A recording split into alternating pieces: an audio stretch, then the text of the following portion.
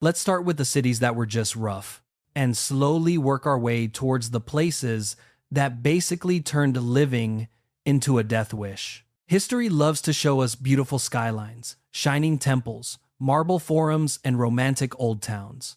But behind every postcard image, there have been moments when simply living in that city was an extreme sport. Plagues crawling through crowded alleys, bombs falling from the sky, streets ruled by gangs, or entire neighborhoods designed by people who clearly hated sanitation. In this video, we're going to count down 8 of the deadliest cities to live in throughout history. Not deadliest ever, because every city has its good and bad years, but specific places at specific times, when the combination of disease, war, crime, and stupidity turned the urban game into survive if you can. And by the time we reach number 1, you'll see how one city turned into an urban meat grinder, where life expectancy could be measured in how long your building stayed standing. Number 8.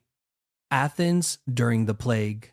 If you lived in Athens around 430 BC, you were supposed to be living in the Golden Age. You had the world's most famous democracy. You had philosophers inventing Western thought for fun.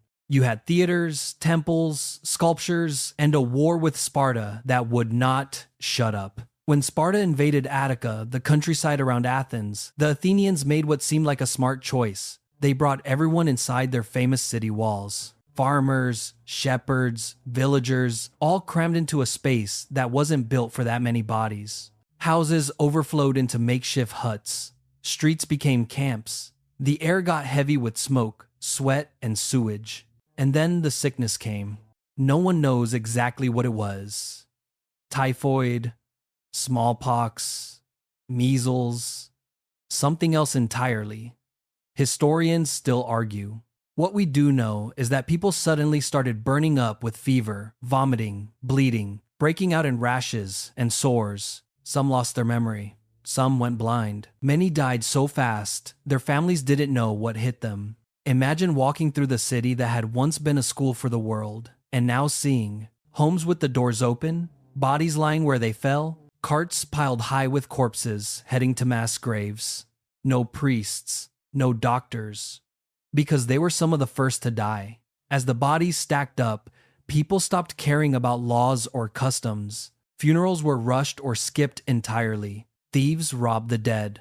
The social rules that held the city together just dissolved. Pericles, the great leader of Athens, died in the plague too. Some estimates say a quarter, maybe a third of the population vanished in a few brutal years. Outside the walls, the Spartans were still there, waiting.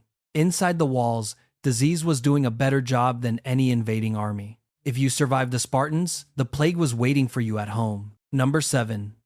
Rome at its peak. When people imagine ancient Rome, they picture marble temples, grand forums, and clean white togas. They don't usually picture tenement blocks ready to catch fire, water laced with lead, and the occasional lion. At its height in the 1st and 2nd centuries CE, Rome was the biggest city the Western world had ever seen. Over 1 million people lived there, packed into a maze of narrow streets and towering apartment buildings called insulae. Those buildings were not built to code. Cheap landlords crammed as many families as possible into flammable wooden structures that could collapse or catch fire at any moment. The Great Fire of Rome under Nero was just the most famous blaze in a city where fires were a daily fear. Then there was the water. Rome had impressive aqueducts, sure, but they also used lead pipes, and their sewer system, the Cloaca Maxima, wasn't exactly a modern wastewater treatment plant. Raw sewage, crowded conditions, and limited understanding of hygiene made waterborne diseases a constant threat. On top of that, you had crime. With that many people and that little police, the streets at night were a playground for thieves and gangs. Sometimes walking home drunk from a tavern meant waking up without your money, or not waking up at all. And we haven't even gotten to the entertainment. If you were unlucky enough to be a slave, a criminal, or a prisoner of war, there was always a chance your final home address would be Colosseum, center of the arena. There tens of thousands of spectators watched people get torn apart by animals, forced to fight to the death, or executed in creative ways for fun. In Rome, you could die from bad water, bad architecture, bad politics, or a bad day in the arena. The empire called it civilization. Your immune system called it a full-time job. Number 6.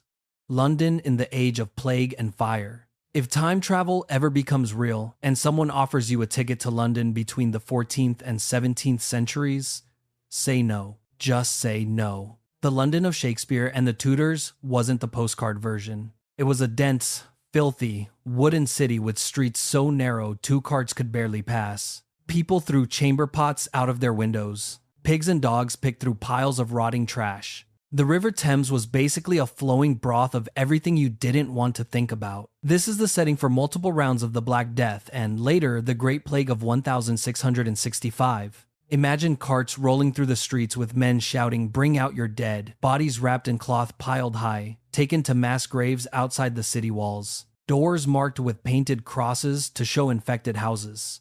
Those who could afford it fled. Those who couldn't stayed behind with the rats. And just when you think it couldn't get worse, the city caught fire. In 1666, the Great Fire of London started in a bakery and spread through the tightly packed wooden houses like someone had dropped the sun in the middle of town. For days, flames devoured whole neighborhoods. People grabbed whatever they could carry and ran, looking back at a skyline made of smoke and sparks. By the time it was over, much of medieval London was gone, along with countless homes and lives. Ironically, that fire probably helped put an end to some of the plague by wiping out rat-filled slums and forcing the city to rebuild in brick and stone with wider streets. London was the rare city where burning down could actually be considered a health improvement. Number 5. Paris during the French Revolution. Today, Paris is the city of light. In the 1790 seconds, it briefly rebranded as the city of guillotines. Revolution begins with hope, liberty, equality, fraternity. Then things get messy. Food is scarce. Rumors of traitors are everywhere. Political factions tear each other apart in newspapers and in the streets. And in the middle of the city, in public squares, shiny new guillotines are set up to cleanse France of its enemies. Every day, crowds gather to watch. Vendors sell snacks. Children sit on their father's shoulders. Names are read out. Carts roll up, carrying the condemned. Nobles, priests, politicians, ordinary people accused of being counter-revolutionaries. Heads fall into baskets with grim efficiency, sometimes dozens a day, sometimes more. At first, many cheer. They believe they're seeing justice.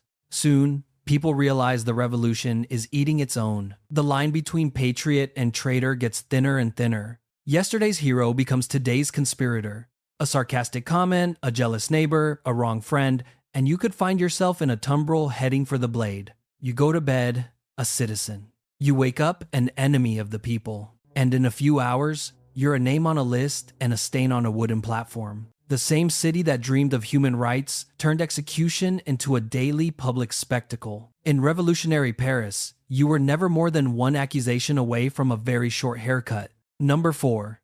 Calcutta under the Raj. Fast forward to the 19th century, to a city the British Empire called its jewel in the East, Calcutta. The word they were looking for was fever. Calcutta explodes in size under British rule. It becomes a huge port, a commercial hub, a magnet for migrants and laborers. The problem? The infrastructure stays stuck somewhere between basic and what infrastructure. Slums sprawl out with overcrowded huts. Open drains carry human waste and industrial runoff. Clean water is rare. Standing water is everywhere. This is perfect territory for cholera. Cholera doesn't do subtlety. You can wake up healthy and be dead by nightfall from dehydration. Profuse diarrhea and vomiting drain the body so fast that victims turn blue and shriveled. Outbreak after outbreak sweeps through Calcutta, then rides steamships and trade routes to the rest of the world, causing global pandemics. And cholera isn't the only killer. Malaria and other tropical diseases stalk the low-lying, mosquito-filled outskirts. Famines hit when crops fail, and grain is still exported while locals starve within sight of ships. If you lived in Calcutta at the wrong time, death could come from your water, your mosquito bites, your boss, or your government's economic policies. The only good news? Doctors and scientists came to study all this horror. The city became a laboratory for tropical medicine and public health. Painful human experimentation, mostly on poor locals who didn't get a vote, helped the world eventually learn how to fight cholera and other diseases. Living in Calcutta meant you were helping advance medical science, whether you volunteered or not. Number 3. Chicago in the Gilded Age. When people talk about the American dream, they often forget to include the fire, the meatpacking plants, and the gangsters. Chicago in the late 19th and early 20th century was the definition of boomtown. Railroads, stockyards, factories, money, and migrants poured in. So did danger. The Great Chicago Fire of 1871 started, according to legend, with a cow kicking over a lantern.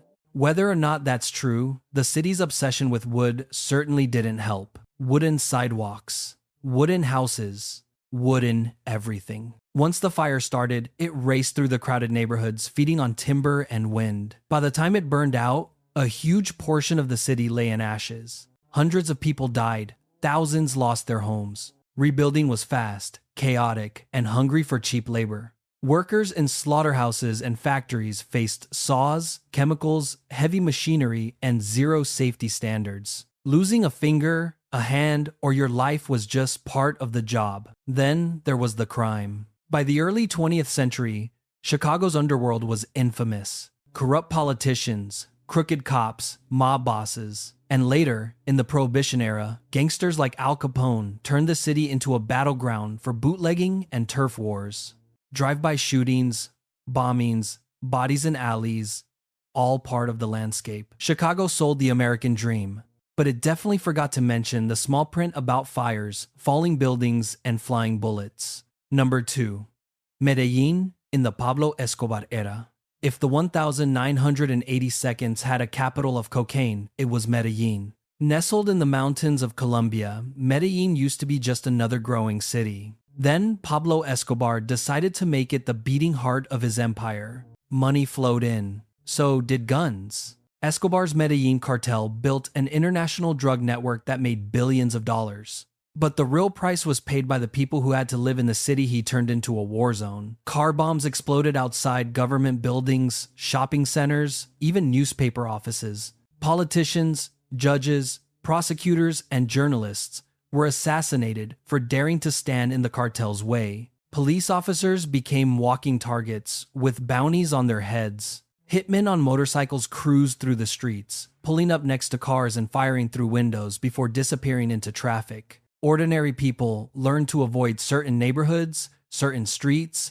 certain times of day. You could be killed just for being near the wrong person at the wrong moment. At its worst, Medellin's homicide rate soared to some of the highest levels ever recorded for a major city. For young men in poor neighborhoods, the odds were brutally bad. After Escobar's death in 1993, Medellin slowly began to change, rebuilding its image and its reality. But for a long, dark stretch, living there was like living in the middle of an undeclared civil war. In 1980 seconds, Medellin, the most reliable delivery service wasn't the mail. It was hitmen on motorcycles. Number 1. Stalingrad during World War II. Finally, we get to a city that didn't just become deadly. It became hell on earth with street names. Stalingrad, on the Volga River in the Soviet Union, started as an industrial city. Factories, warehouses, workers' housing. In 1942, it became an obsession for Adolf Hitler. Taking Stalingrad would cut Soviet transport lines, show German power, and deal a blow to Stalin's ego.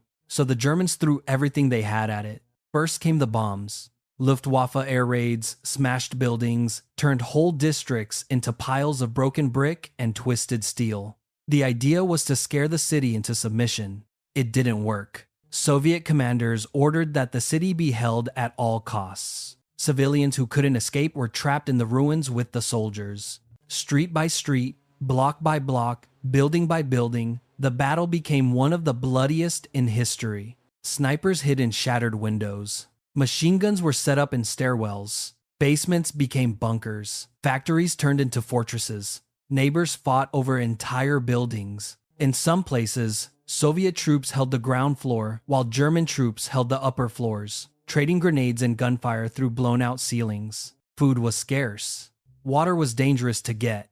Winter rolled in, and temperatures plunged far below freezing. Soldiers and civilians alike froze in unheated cellars, starved in rubble, or were killed by shells, bullets, and bombs. The river, which should have been a supply line, became a graveyard as boats were sunk by constant fire. It wasn't just deadly, it was relentless. Estimates vary, but the Battle of Stalingrad killed or wounded well over 1 million people on both sides, maybe closer to 2 million. Entire divisions were ground down, whole families were erased. In the end, the Germans were surrounded and forced to surrender. Stalingrad became the turning point of the Eastern Front, a symbol of resistance and sacrifice. But during those brutal months, if you were unlucky enough to live or fight there, your life expectancy could sometimes be measured in days, or in how long your particular building could stay standing.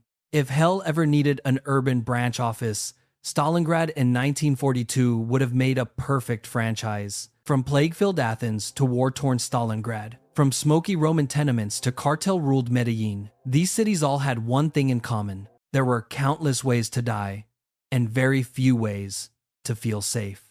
The statistics are huge. Tens of thousands, hundreds of thousands, millions. But behind every number was someone who just wanted a normal life, to work, to eat, to laugh with friends, in a place that absolutely refused to be normal. They didn't choose the plagues, or the wars, or the cartels. They just happened to be born, or stuck, in the wrong city, at the wrong time. Today, we like to tell ourselves that modern cities are safer, cleaner, more controlled, and in many ways, they are. We have better medicine, better building codes, better fire departments, but we also have new kinds of risks. Pollution you can't see, crime that moves online, systems that can fail in ways we don't fully understand yet.